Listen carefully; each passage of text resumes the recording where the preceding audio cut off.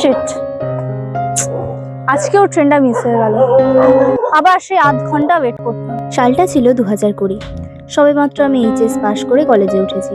স্কুলের সব স্মৃতি, পুরনো বন্ধু সবাইকে ছেড়ে এখন চলে এসেছিলাম একটা নতুন শহরে। আজ 5 বছর হয়ে গেল আমার একটা পুরনো বন্ধুর সাথে হঠাৎ দেখা। তুই ভালো আছিস? হ্যাঁ আছি, একটা চাকরির অপেক্ষায় প্রতিদিনই দৌড়ে চলেছি। তোর কি খবর? আমি ওই ব্যাংকে যে চাকরিটা পেয়েছিলাম না, ওটাই করছি আর কি। তা বিয়ে করিসনি এখনো?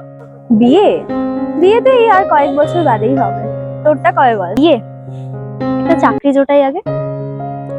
তা তুই তো চলে গেছিলি, তাহলে এখানে?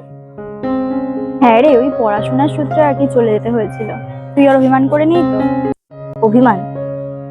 আসলে কি বলতো, তর্কের চেয়ে নীরবতা ভালো, আর প্রতিশোধের চেয়ে রাস্তা বদলে ফেলা ভালো। আরে ট্রেন এসে গেল যে, আমাদের ভাগ্যে মনে হয় আর কথা বলা নেই। চল বাদ দে ওইসব, আসি আর।